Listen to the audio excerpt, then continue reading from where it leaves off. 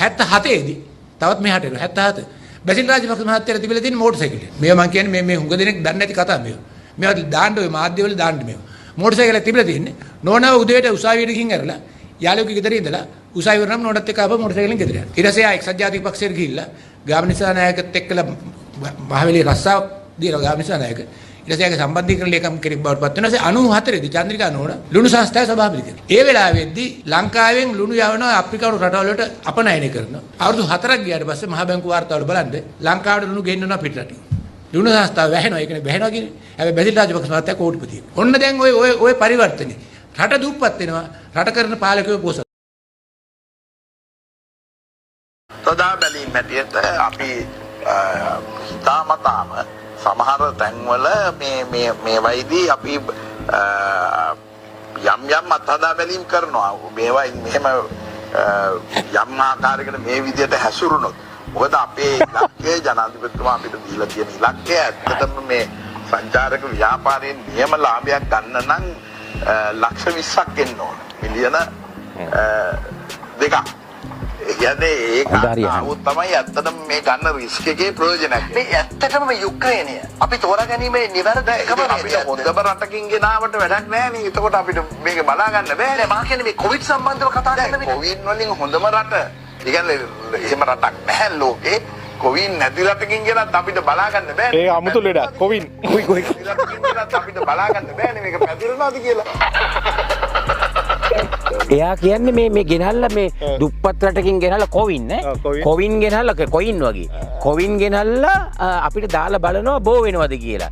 යකෝ අපි මීයෝද මේ රටේ මිනිස්සු මීයෝද මේ හිතන් ඉන්නේ මේගොල්ලෝ. ඔය මේ වෛද්‍ය පරීක්ෂණ වලට ගන්නවා මේ ගිනි පිග් කියලා සතෙක් ඉන්නවා. ඉතින් ඒ ගිනි පිග්ස්ලා බවට පත් වෙලා තියෙන දැන් ලංකාවේ මිනිස්සු. ඒ කියන්නේ එක එක පර්යේෂණ වලට මිනිසුන් යොදවනවා. මේ කියන්නේ මේ බලේ ඉන්න මිනිස්සු හිතන් ඉන්නේ කොච්චර නූගත් පහත් කොට්ටාසයක්ද ශ්‍රී ලංකාවේ ජනතාව කියනනේ. මේ මිනිස්සයා මේ මිනිස්සයාට සමහරු කියනනේ මෙයා මාර වැඩකාරයෙක් මෙයා තමයි සංවිධායකව. ඔව්. මේ හෙන්න මෝඩෙක් නෑනේ. බලන්න කතා කරනකොට. කොවින්. ඒක හරියට කියා ගන්න බෑ. මෙච්චර දැන් අවුරුද්දකට වැඩි මේ ලෙඩේම ඇවිල්ලා. ඒකේ මේ නම හරියට කියා ගන්න බැරි මිනිහෙක් නේ ඉතින්. තව අහනවා මේ ඊළඟ පාර අගමැතිද ජනාධිපතිද ඔන්නෝ මේවත් අහනවා.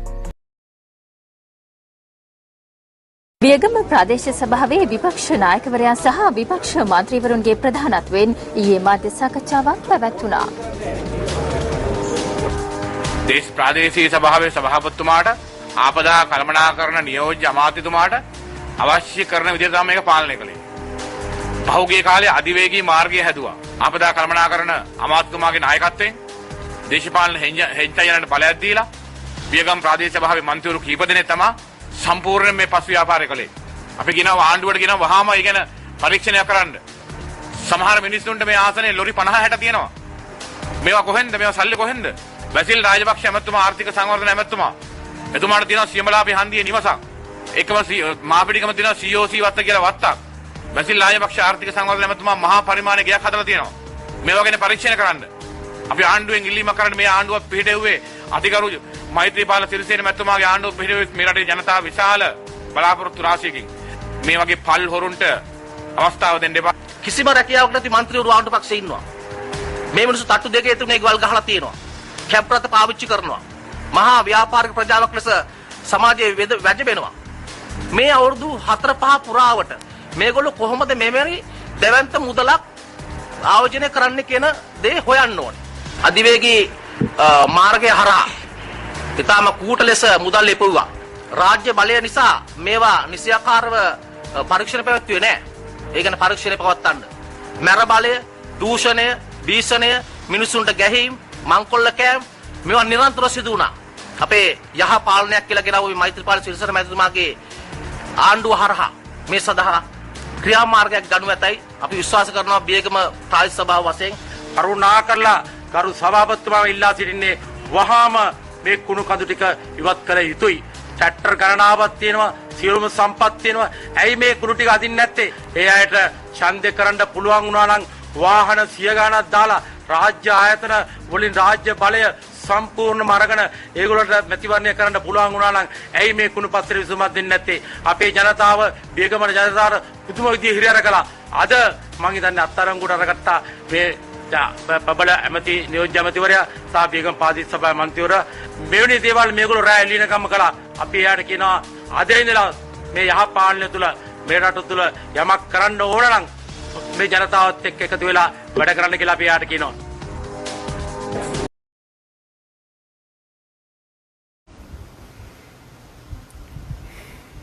අයිබෝන් හොට්ටේ ජාතික සංවිධායක අර නිකම් පිනට කන හාදය මල්වානේ ගෙවල් තියෙන හාදය Tamanට මල්වානේ ගියක් තියනවද කියලා දන්නේ නැති හාදය ගම්පහ උරුතොට පාරේ ගෙවල් හැදුවේ උරුතොට පාරේ ගියක් තියනවද කියලා දන්නේ නැති එක 2015 ජනවාරි 8 වෙනිදා තමන්ගේ සහෝදරයා ජනාධිපතිවරණේ පෙරදුනාට පස්සේ සහෝදරයයි පාක්ෂිකයෝයි සේරම අතහැරලා දාලා නීති පැදුරෙන්ම රට පැනලා ගිය හාදය පොහොට්ටුවේ ජාතික සංවිධායක බැසිල් රාජපක්ෂ කියලා එකෙක් ඉන්නේ. අන්නේ බැසිල් රාජපක්ෂ කියනවා මේ ඉන්න ගොයියෝ ඔය කුඹුරකට ගිහිල්ලා වට්ටක් ඇට දෙක විසි කරලා ඇවිල්ලා ගෙදරට වෙලා ඉඳලා මාස 3කට පස්සේ ගිහිල්ලා වට්ටක්ක කඩාගෙන ඇවිල්ලා ඊට පස්සේ විකුණ ගන්න බැරුව කෑ ගහනවා. ඊට පස්සේ මේ වට්ටක්ක විකුණ ගන්න බැරුව කෑ ගහනවා. ඉතින් ජනාධිපතිතුමාටත් කියන වට්ටක්ක වලට මිලක් නැහැ මෙහෙමයි කියලා. කවුද අනේ වට්ටක්ක කන්නේ? මිනිහා එහෙම කියනවානේ. සමහර විට බැසිල් නම් වට්ටක්ක කන්නේ නැතුව ඇති. මොකද මිනිහා ඇමරිකන් කාරයෙක්නේ. ඔය ඇමරිකන් කාරයෝ මේ වට්ටක්ක වගේ වන්නේ හැදෙන එළවලු කන්නේ නැහැ. ඒක තමයි අත්ත කතන්දරේ. ඕවට හුරේ දාලා අප්පුඩි ගහන සෙට් එකක් ඉන්නවනේ බැසිල් ඔය කතාව කියනකොට බැසිල්ගේ ස්ටේජ් එකේ පහළ ඉඳන් ඕකට හුරේ දාලා අප්පුඩි ගහන සෙට් එකක් ඉන්නවනේ. ඒ සෙට් එක වට්ටක්ක කන්නේත් නැහැ. ඒ මොකද එයාට වට්ටක්ක කන්න උවමනන්නේ ඒ කට්ටිය ගන්නේ පුන්නක්කු. දැන් වැඩේ මම දැනුත් එක්ක නිවුස් එකක් මේ ටිකකට කලින් මොනරාගල දිස්ත්‍රික්කයේ වට්ටක්ක විකුණ ගන්න බැරුව ගොයියෝ වට්ටක්ක ට්‍රැක්ටර් පිටින් අරන් ගිහිල්ලා කැලෑ වලට හලලා යනවා සමහර මිනිස්සු. නිකන්වත් දෙන්න බෑ. අපේ රටේ මිනිස්සු වට්ටක්ක කනවා අපි මොකද වට්ටක්ක කන්නේ නැද්ද අපි? අපි වට්ටක්ක කනවා. අපි කඩේට ගිහිල්ලා වට්ටක්ක ගන්න ගිහුවම ගිනි ගන්න. වට්ටක්ක හදපු එක වට්ටක්ක ටික විකුණ ගන්න ගිහුවම දෙක පහටවත් දී ගන්න බෑ. ඔකනේ කතන්දරේ. දැන් වැඩේ මේකයි. උතන තුච්ච තිරිසන් ස්වභාවය කියන්නේ මහින්ද මහත්තයලා මේ වක්කඩෙන් අත හොදගෙන ඇවිල්ලා නාම යෝජනා පත්‍රයට අත්සන් කරා කියලා කිව්වට කුරහන් සාටකේ කරේ දාගෙන හිටියට මහා ගැමියෝ විදිහට පෙන්වන්න හැදුවට සිංහල බෞද්ධයෝ කියලා පෙන්වන්න හැදුවට හොඳ ගොයියෝ කියලා කියන පෙන්වන්න හැදුවට මුන් සිංහල බෞද්ධයොත් නෙමෙයි මුන් ඇවිල්ලා ගොයියොත් නෙමෙයි මුන් ඇවිල්ලා මහා ගැමියොත් නෙමෙයි මුන්ගේ ඔය පෙන්නන කිසිදු දේශීයත්වයක් නැහැ. ෆැමිලි පිටින් ඇමරිකාවේ බැසිල් රාජපක්ෂ ඇමරිකාවේ පුරවැසියෙක්. අද පොහොට්ටුවේ ජාතික සංවිධායකයා.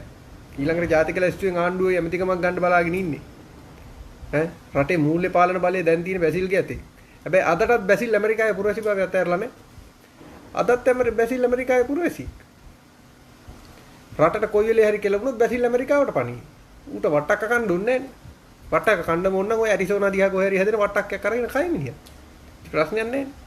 අපේ මේ හද්ද වන්නියන් කහට ගස් දිගිලිය හොරව් පතානේ ගලෙන් බිදුරු යව එහෙම නැත්තම් පොළොන් පොහබරන පොළොන් නරුවේ වින්නේවි ඔය එහෙම නැත්තම් මොන රාගල සියඹල ආණ්ඩුවේ කන්දේ කැටිය බිබිල ඔය හැදෙන වට්ටක්ක කන්න ඕනේ බැසිල්ට බැසිල් කන්නේ ඇරිසෝනාවේ හරි මිනෝසෝටා වල හරි ඔය කොහේ හරි හැදෙන මේ වට්ටක්ක ටිකක් කාලා බැසිල්ට ජීවත් වෙන්න පුළුවන් රටේ මිනිහෙට ඡන්ද දීලා ඉන්න බෑ මේ මිනිස්සු ලංකාවේ මිනිස්සු කොච්චර මෝඩද කියනවනම් තමන්ගේ රටේවත් පුරවැසින් නොවනේ උන්ටනේ ඡන්ද දෙන්නේ අපේ මිනිස්සු ඔය පෙන්නන දේශීයත් ඔය මහින්ද මහත්තයා මම දැකලා දෙනවා වප්මගුල් උත්සව කරනවා හරක් දාගෙන හානවා ඇත්තටම කියනවා නම් ඒ හරක් බාන්න වල බඳින්න ඕනේ මේ මී හරක්ව නෙමෙයි මහින්ද මහත්තයාගේ ඉන්නෝනේ ඔය පවුලේ සෙට් එක උන්ව තමයි බාන ඉස්සරහින් බඳින්න ඕනේ ඒ කතාව පැත්තකින් දියමුකෝ ඉතින් මේ බාගෙන මේ හෙන ගොවියෝ හෙන දේශීය මිනිස්සු එහෙම පෙන්නන්න හදනවා එහෙම එකක් නෑ බැසිල්ගේ දුව බැඳලා ඉන්නවා සුද්දෙක්ව බැසිල් ඇමරිකන් පුරවැසියා ඒ මිනිහා දන්නේ නෑ ලංකාවේ මේ මිනිස්සු අඩුම තරමේ ලංකාවේ ගොවිතැන තියා ගොවියෝ මේ වට්ටක වවන්නේ කොහොමද කියලාවත් දන්නේ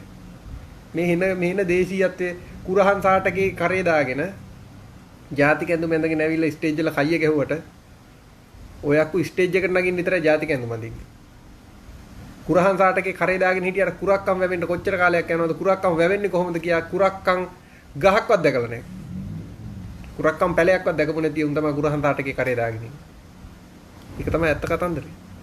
අපි ඡන්දෙ දෙන්නේ අර කතාවක් තියෙනවනේ. වනාන්තරයේ තියෙන හැම ඡන්දයකදීම ගස් වලින් ඡන්දෙ දෙනවලු පොරවට.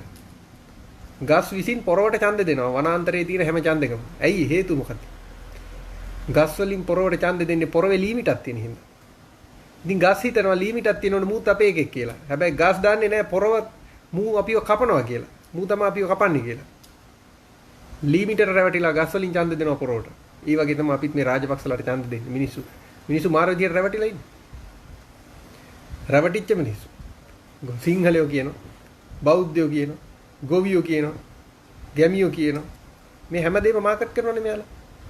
හැබැයි එයාලට අවාසි වෙනකොට එයාලා අනිත් වෙලාවට දේශප්‍රේමී. හැබැයි රාජසභා මණ්ඩපේ කඩපුවම කුරුණෑකට. එතකොට බුවන එක බහු ගණන් ගන්න දෝන මිනිස්සු ඉන්නේ. බුවන එක බහු වැඩකුත් නැහැ. මිනිහට ගෑනුත් ගොඩක් හිටියා. මුස්ලිම් ගෑනු කෙනෙකුත් හිටියා. එතකොට අවුල්. අනිත් වෙලාවට බෞද්ධයෝ මාර බෞද්ධයි. හැබැයි අර ඊට පස්සේ ග්‍රෑන්ඩ් පාස් මේ පල්ලිය වැදුරාම ගිහිල්ලා බෝවත්ත මර්ජාන් හාජි අර බිරියානි වුණාට පස්සේ බිරියානි කාලා බෝධිය කැපුවා. ඒ ප්‍රසිද්ධිය කියන මුස්ලිම් ගම් වලට ගිහිල්ලා අපි එක්ක කියන්නේ ඒවා කියන්නේ මුස්ලිම් ගම් වලට ගිහිල්ලා. ජෝස්ටන් කිව්වේ මුස්ලිම් ගමක ගිහිල්ලා මාධ්‍ය ඉස්සරහ නෙමෙයි නිකන් මුස්ලිම් ගමක තිබ්බ රැස්වීමක කිව්වේ. කවුරු හරි මිනිහේ ෆෝන් එකෙන් වීඩියෝ කරලා දැම්මා. Facebook එකට. ඒකෙන් තමයි මේ කට්ටිය සිරිට තියන දැන් හොරකමෙන් ගිහිල්ලා මාට්ටු උනේ. හරි. එතකොට මුස්ලිම්. අනිත් වෙලාවට හරි දේශප්‍රේමී. දැන් අනිත් වෙලාවට වාප් මගුල් කරනවා, කුඹුරු හානවා, දේශීයත්වය ගැන කියනවා, දේශීය නිෂ්පාදන නගා සිටුමු කියනවා, ආනයන භාණ්ඩ වලට බදු ගහලා මෙහි ආනයනව භාණ්ඩ වලට බදු ගහලා මෙහි කඩේ ලෙල්ල හුටන් වෙන්න බඩු මිල ඉහළට ගියාට පස්සේ මේ කට්ටිය හැමදාම මතුරුන මන්තරේ මොකද්ද? මේ දේශීය නිෂ්පාදකයා දේශීය ගොවියා නගා සිටවන්න තමයි අපි මේ දේ කරන්නේ. අපි ඒකින්ද මේ ආනයනික භාණ්ඩ වලට පොඩි බද්දක් පැනෙවුවා. මේක අපි මේක තුලින් අපි බලාපොරොත්තු වෙන දේශීය ගොවියා නගා හිටවන්න. ඕකනේ කියන්නේ. දැන් මේ ඡන්ද රැසීමට ගිහිල්ලා බැසිලා මොකද්ද කියන්නේ? ඡන්ද රැසීමට ගිහිල්ලා මේ වට්ටක්ක කවුදනේ කන්නේ මේ වට්ටක්ක ගොවියා ගිහිල්ලා වට්ටක්කට දෙකක් මේ කුඹුරට ඉහළලා ඇවිල්ලා මාස 3කින් ඇවිල්ලා වට්ටක්ක කඩාගෙන ඇවිල්ලා විකුණ ගන්න බැරිනවා ජනාධිපතිතුමාට කියනවලු මේ වට්ටක්ක වලට මිලක් නැහැ කියලා. බැසිල් හිතාගෙන ඉන්නවා වට්ටක්කට දෙකක් කුඹුරට විසි කරලා ගෙදර ආවිල්ලා මාස 3කින් ගියපුවම වට්ටක්ක කඩන්න පුළුවන් කියලා. දැන් මේ බැසිල් හිතාගෙන ඉන්න විදිහෙන් ඉතින් මිනිහා හිතාගෙන ඉන්නවා එහෙම පුළුවන් කියලා වට්ටක්ක කඩන්න. ඒ කියන්නේ බැසිල් හිතාගෙන ඉන්න මිනිහාගේ අර මල්වානේ ගයක් හැදුණානේ ඇහැට දකින්න නැතුව. ඇහැට දැක්කේ නැහැ වියදම් කරපු කෙනෙක් නැහැ. මිනිහා දන්නෙත් නැහැ මල්වානේ ගයක් හැදිලා. මේක බැසිල්ගේ නෙමෙයිලු. ඉඩමත් බැසිල්ගේ නෙමෙයිලු, ගේත් බැසිල්ගේ නෙමෙයිලු, සල්ලිත් බැසිල්ගේ නෙමෙයිලු. හැබැයි ගේ හදපු මිනිහා කවුද? ගේ ගෘහ නිර්මාණ ශිල්පියා මුදිත ජයකොඩි. මුදිත ජයකොඩි උසාවියේදී කියනවා බැසිල්ගේ නෝනලු ඇවිල්ලා මේ වතුර වීදුරුවක් දීලා ගේ ඕපන් කරේ. ඒතකොට මම දැක්ක අර අනුරු කුමාර දිසානායක කියන එහෙනම් නෝනත් බැසිල්ගේ නෙමෙයි වෙන්නද කියලා. ඉතින් බැසිල් හිතා ඉන්න ඔරුතොට ගෙවල් හැදුණු විදිහට. මල්වානි ගෙවල් හැදුණු විදිහට. මිනිහා පොහොට්ටුවේ ජාතික සංවිධායක වුණ විදිහට. මිනිහට සභාපතිකම් සංස්ථා මේ සල්ලි ආපු විදිහට. සංස්ථා සභාපතිකම් ලැබුණු විදිහට මේ ගොයියෝ වට්ටක්ක විසි කරුවාම වට්ටක්ක පැලවෙනවා කියලා. මේ රටේ අඩුම තරමේ මිරිස් පැලයක් හදපු මිනිහෙක් දන්නවා. මිරිස් පැලයක් හදපු මිනිහෙක් දන්නවා ගොවිතැන කියන්නේ කොයිතරම් අමාරු දෙයක්ද කියලා අපේ රටේ. බින් කොටන්න ඕනේ. පැල හිටවන්න ඕනේ. සාත්තු කරන්න ඕනේ. සත්තුන්ගෙන් රැක ගන්න ඕනේ. කෘමියෝදුරෙන් රැක ගන්න ඕනේ. රිලඩ රෝග වලින් රැක ගන්න ඕනේ. පෝර ගහන්න ඕනේ. කෘමිනාශක හින්න ඕනේ. වල්නාශක හින්න ඕනේ. මේ ඔක්කොම දහදුක් විඳලා සේරම කරලා මාස 3ක් 4ක් නැහුණට පස්සේ අස්වැන්න ගත්තට පස්සේ මේ මිනිහට අස්වැන්න විකුණ ගන්නවත් බෑ. ඕක තමයි අපේ රටේ තියෙන සාතිශය බහුතරයක් අත්විඳින සත්‍ය. ඒක තමයි සත්‍ය කතන්දරේ. ගොයියට අස්වැන්න විකුණ ගන්න බෑ. ගොයියාගේ අස්වැන්න කන අපිට පාරිභෝගිකයෝ වෙච්ච අපිට කඩෙන් සාධාරණ මිලකට බඩුවක් ගන්න බෑ. අපේ රටේ ඔය දෙපැත්තම අතිශය අසාධාරණ විදිහට සූරා කැමරට ලක් වෙනවා. අපි පාරිභෝගික විදිහට අපිට කඩේට ගිහලා මොන මෙලොලුවක්වත් ලාභයට ගන්න බෑනේ. මොන එලොලුවද ලාභයට ගන්න පුළුවන්? මොකක් හරි එලොලුවක් දිනවනම් කමෙන්ට් කරන්න කරුණා කරලා. ඒ එලොලුව ගැන මම විශේෂයෙන් වෙනම වීඩියෝ එකක් හෙට කරන්න. කොහොමද ඒක ලාභ උනේ කියලා. කොසිම එළවලුවක් අපිට ලාභයට ගන්න බෑ කඩේකට ගිහිල්ලා. ඔය මොන කාලෙටවත්. හැම කාලෙම කිලෝ ගණන් හැමදේම. හැබැයි ඔය ගණන් අපි ගණන් කියලා කඩේට ගිහිල්ලා හුල්ලනවා. ගොයියා ආර්ථික මධ්‍යස්ථානට එළවලු ටික අරන් ඇවිල්ලා ඒ මිනිහට රුපියල් 10ක් ගන්න බෑ කිලෝ එකට. පහුගිය කොරෝනා කාලේ මම දැක්කා අපේ රටේ බෝංචි ගන්න නැති මිනිස්සු දින්නේ. අපේ රටේ හැම මිනිහම බෝංචි කරනවා. බණ්ඩාරවල ආර්ථික මධ්‍යස්ථානයේ ගොයියෝ බෝංචි කිලෝ එක රුපියල් 15ටවත් විකුණ ගන්න බැරුන්නේ. කිලෝ එකක් රුපියල් 15ට විකුණන්න බෑ. අපේ කඩේට ගිහපුවම බෝංචි කිලෝ එක කියලා. දඹුල්ලට ගිහිල්ලා බලන්න තක්කාලි කිලෝ එක ගොයියා කීයටද විකුණන්නේ කියලා. අපි කඩේට ගිහිල්ලා තක්කාලි කිලෝ එක ගන්න කීයටද? දඹුල්ලට ගිහිල්ලා බලන්න වට්ටක්ක කිලෝ එකක් ගොයියා කීයටද විකුණන්නේ කියලා. බණ්ඩාරවලට ගිහිල්ලා බලන්න. කැපිටල් ආර්ථික මධ්‍යස්ථානට ගිහිල්ලා බලන්න. තමුත් ඒකමට ගිහිල්ලා බලන්න.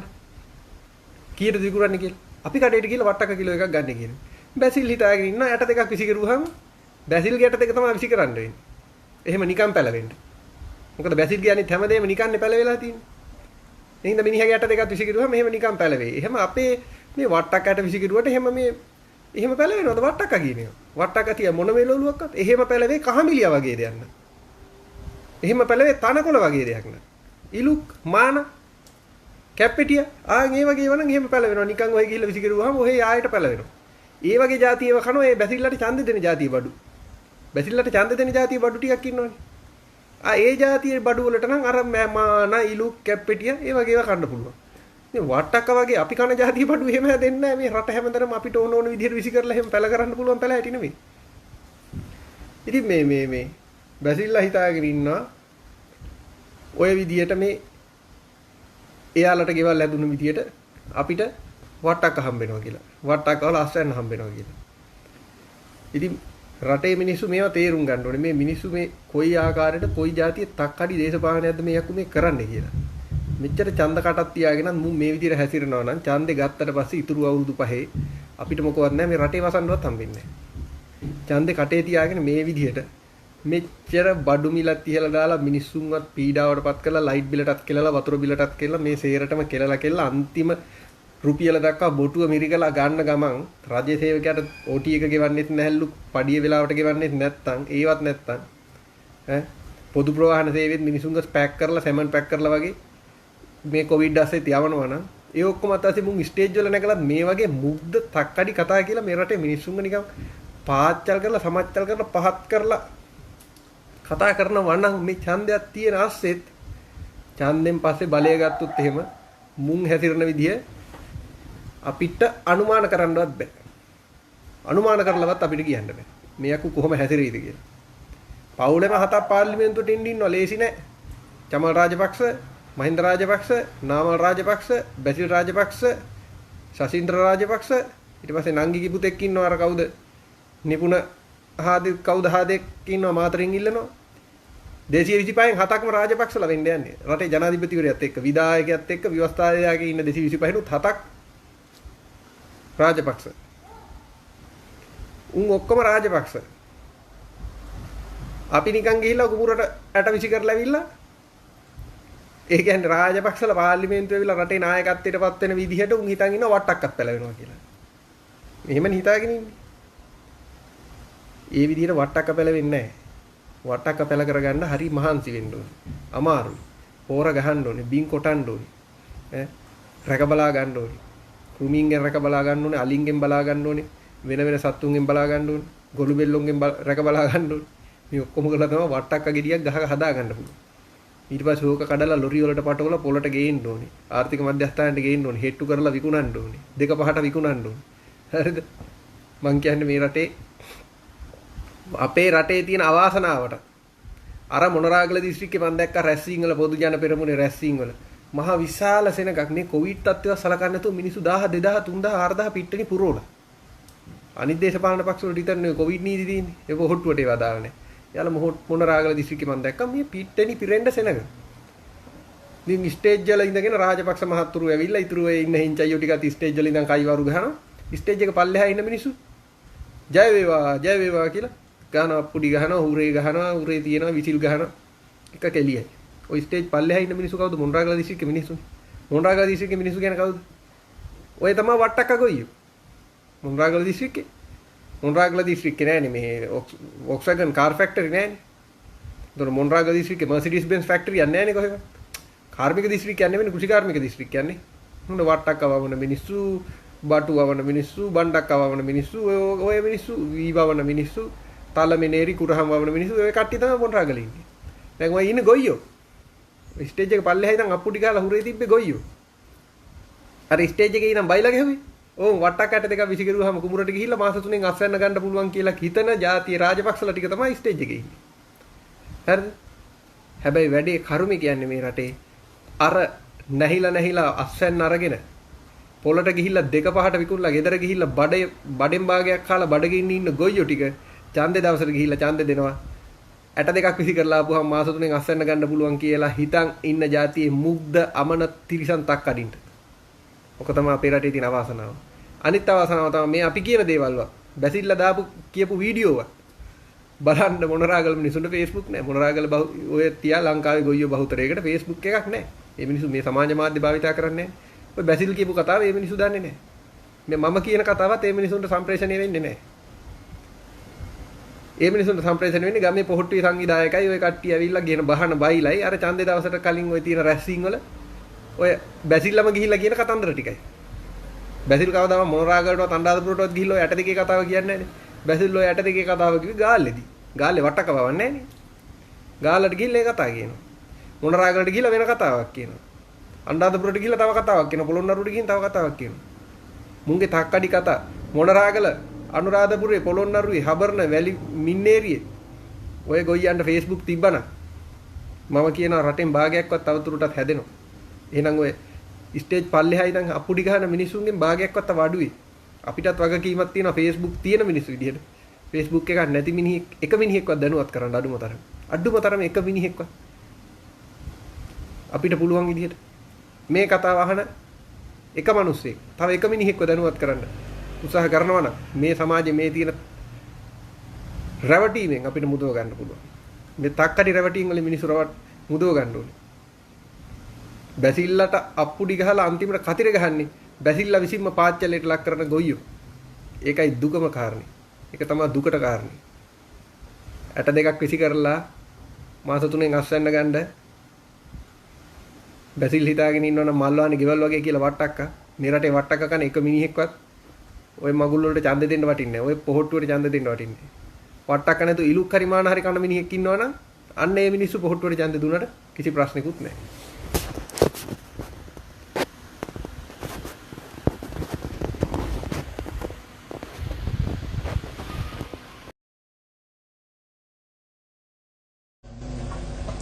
මිස්ටර් 10% ලෙස කුප්‍රකට ජනවාරි 8 ඡන්දයෙන් පසු කදමලු බැඳගෙන රටින් පැන ගිය ඇමරිකානු පුරවැසි බැසිල් රාජපක්ෂ ඊයේ රැස්වීමක පළ කළ අදහස් මේ. මේ රටේ විකාශයට අයිතිය දෙන ෆ්‍රීකවන්සි නැත්තම් සංඛ්‍යාත එක සමාගමකට දෙනවා. එදා නෙළුම් කුළුවද හදලා සුනාමිය ආවත් අපේ සංවේදනයේ අඩපණ නොවෙන්න හදන්න ගියපු ඒ සංඛ්‍යාත ටික මහරජ සමාගමට අත යටින් දුන්නා. විනිමය සුරුකුම්පත් කොමිෂන් සභාවේ හිටපු සභාපති ආචාර්ය සමාවන්න වසන්ත චතුරේ සමාවන්න මේ බැසිල් රාජපක්ෂ අමාත්‍යවරයා කරපු ප්‍රකාශයට අපිට තියෙන උත්තරයක් දෙන්න. මේ උත්තරය මා හිතන්නේ මේ රටේ ජනතාව දැනගන්න ඕනේ. අපි රොෂාන් ඔබට අවස්ථාව දෙනවා. ඔව් බොහොම ස්තුතියි. බැසිල් රාජපක්ෂ හිටපු ඇමතුමෝ 99න් ඔබ හෙල්පින් හම්බන්තොට ගනුදෙනුවෙන් බේරුණු බව ඔබට අමතකද? ඒ විතරක් නෙවෙයි 3-4 දෙනෙක් වට කරගෙන දැන් ඡන්දියෙක් වගේ කතා කරන ඔබ ජනාධිපතිවරණයෙන් ඔබේ සහෝදරයව පරද්දලා බෑග් ටික කදමලු බැඳගෙන ඇමරිකාවට පැන ගිය හැටි අමතකද? මහින්ද රාජපක්ෂ මහත්තයාට පුටුවත් අහිමි කළා. පාක්ෂිකයන් මෙන්ම මැති ඇමතිවරුනුත් අතරමං කළා පැන ගියයි කියලා අපි නෙවෙයි කිව්වේ හිටපු ඇමති වර්තමාන රජයේ අමාත්‍ය විජේමුනි සොයිසා. ඒ විතරක් නෙවෙයි ඔබට අමතකද බොහෝ දේ අපිට මතක් කරලා දෙන්න පුළුවන්. මල්වානේ අයිතිකරුවෙක් නැතුව සුපිරි මන්දිරය ගොවීන්ට බෙදා දීමට ඉන්දියාවෙන් ගෙනාපු ට්‍රැක්ටර් ඇයි කිරි එළදෙනුන්. එතකොට දුප්පත් ජනතාවට සමෘද්ධි කාඩ් පතක් දුන්න ඒ කාඩ් පතිනුත් වංචා කළ බවට එල්ලවන චෝදනා අපි මතක් කරලා දෙන්න කැමතියි ඔබට. ඒකම ඇමතිතුමා ජාත්‍යන්තරය මිස්ටර් 10% කියලා ඔබ ඇමතුවා අමතක නැතයි කියලා අපි හිතනවා. කම්පියුටර් ජිල්මාඩ් ගැනත් ඒ කාලේ කතා කළා ඔබට මතක ඇතයි කියලා අපි හිතනවා. ශ්‍රී ලංකා නිදහස් පක්ෂයෙන් එක්සත් ජාතික පක්ෂයට ඊට පස්සේ එක්සත් ජාතික පක්ෂයෙන් ශ්‍රී ලංකා නිදහස් පක්ෂයට ශ්‍රී ලංකා නිදහස් පක්ෂයෙන් දැන් පොහොට්ටුවට පැන්න ඔබ දැන් බැසිල් කියා හඳුන්වන්නේ කවුද කියලා හැමෝම දන්නවා. බැසිල් තමයි මහින්ද රාජපක්ෂ පවුල කුජීත කළේ කියලා අපි නෙවෙයි කියන්නේ පවුලේම සමාජිකයෝ. ඒ අය නම් කියන්නේ රාජපක්ෂවරුන්ගේ දේශපාලනයේ කුජීත කළේ බැසිල් රාජපක්ෂ කියලා. ඒක අපද විපක්ෂයේ අධ්‍යක්ෂ ඇති දේශපාලඥයන්ට දැන් නම් ඔබව එපා වෙලා තිත්ත වෙලා කියලා වුන් තැන්වල කියා සිටිනවා. කාටත් වැඩක් නැති කාලය කාදමන මිනිස්සුන්ට අපි කිව්වේ කාලකන්ණි කියලා. ඒ නිසා ඇඟ පුරා සුරෝතාගෙන දෙවියන් අදින්න උඩුකය නිරාවරණය කරලා ඔබ ඒ ස්ථානවලට ගියාට ඔබ ඇතැම් විට නිර්වස්ත්‍රවද ඉන්නේ කියලා හිතන්න තරම්ම ඔබේ පැටිකිරිය අතීතය අපට සිහි කැඳවන්න පුළුවන්. ඒකම අසික්කිත දේශපාලන ගුණ්ඩුවක්ද ඔබ මේ සිදු කරන්න කියලාත් අපි ඔබෙන් අහන්න කැමතියි. හිටපු ඇමතුමෝ ඔය අවස්ථාවාදී වැඩ උතුරේ වගේම දකුණේ ජනතාවත් දැන් හොඳින් දන්න බව සිහි තබා ගන්න. සට්ටැඹි උපදේශකයෙකු කවුරු හරි කියලා දුන්නු විදිහට උපදේශකයෙකු ලියලා දුන්නු විදිහට කනට කළා කියපු විදිහට ඔබේ ඔය විවේචන ඔබේ චෝදනා බලයේ සිටි කාලය කළ කෙනෙහිලිකම් අපට අමතක වෙන්නේ නැහැ. විශේෂයෙන්ම ගහපුවා ප්‍රහාරෙල්ල කරපුවා චෝදනා කරපුවා අපහාස කරපුවා අපි කවදාවත් අමතක කරන්නේ නැහැ. ඒ සමගම අපි කියන්නට අවශ්‍ය රටේ ජනතාවට තොරතුරු දැන ගැනීමට ඇති අයිතිය තහවුරු කරමින් අපි ඉදිකළ අති නවීන දෙපානම මැදිරි සංකීර්ණය මැරයන් නොදා බිමට සමතලා කළේ ඔබ අරලියගහ මන්දිරයේ සුපිරි කාමරයකට වී පිට රටින් ගෙන්නු සුපිරි කෑමින් බඩ පුරවාගෙන ඉන්න කාලෙදී. දැන් සුනාමිය ගැන ඔබලා කතා කරනවා. සුනාමිය වෙලාවේ හෙලිකොප්ටර් වලින් සුනාමිය නරඹද්දී ඔබ ඇතුළු ඔබේ සගයන් සිරසේ අපි ජනතාව වෙනුවෙන් මේ මහා පොළොවේ පය ගහගෙන ඔවුන් සමග නැගී සිටියා, ඔවුන්ට සේවය කළා, ඔවුන්ගේ විපතට උදව් කළා. ඔබට අමතක වුණාට ජනතාවට අමතක නැහැ. හෙල්පින් හම්බන්තොට ගිනුම සුනාමියත් එක්ක සම්බන්ධ වෙච්ච ගිනුමෙන් ලැබිච්ච මුදල් පිල්ලි ගැහුවේ කවුද කියලා අපින් අහන්න එපා. ඔබ අහන්න හිටපු අගවිනිසුරු සරත්ෙන්ද සිල්වා ප්‍රසිද්ධියෙන් ප්‍රකාශ කළ බවට එදා රටේ ජනතාවට මතකයි. දිවි නැගුම සල්ලි පිල්ලි ගහන්නට පනතට ඉඩ නොදුන් අපේ රටේ පළමු අගවිනිසුරුවරිය අටපාස් නැති ඔබේ සට්ටැඹියන් යොදා පැය ගණනකින් ගෙදර යවු දිනය අපේ රට ඉතිහාසයේ කළු අකුරකින් සටහන් වෙලා තියෙනවා. ඡන්ද ක්‍රමයක් යයි කියා සීමා නිර්ණ වාසිට හරවාගෙන අනපනත් වෙනස් කරමින් සිදු කළ අවුල ලියා ගන්න අපේ රට තාමත් හැකි වෙලා නැහැ. බැසිල් රාජපක්ෂ හිටපු ඇමතුමා. ඔය කිහිපයක් විතරයි අපට ඇඟිල්ල දිගු කරන ඔබේ අතේ ඇඟිලි 4ක් ඔබේ දෙසට දිගු වෙලා තිබෙන බව බලන්න. 2015 ජනවාරි 8 වෙනිදා ජයග්‍රහණය ගැන ඔබ එව් SMS පණිවිඩ ඔබ සහභාගී වූ රාත්‍රී භෝජන සංග්‍රහ ගැන අපි වෙන දවසක වෙනම කතා කරමු. අහිංසක දුප්පත් ජනතාවගේ කිරි එළදෙනාගේ ඉඳලා සමෘද්ධි කාඩ්පත දක්වාත් මෙරට ප්‍රතිලාභ ගෙනෙන මහා ආයෝජන ව්‍යාපෘතිවලුත් හිරිකිතයක් නැතිව කොමිස් ගහපු ඔබ වැනි අය ජනතාව දැන් ප්‍රතික්ෂේප කර අවසන්. අඩෝ මේ මොනවද කියන්නේ කියලා කවුරු හරි ජනතාව ඔබේ නැංගිල්ල දික් කළ ඇහුවොත් ඔබට ඒකට උත්තර දෙන්න වෙයි. දැන් ඔබේ කාලය අවසන්. ඔබේ පාර්ලිමේන්තු පුටුවත් හොදලා සුද්ධ කරන්න කාලය ඇවිල්ලා.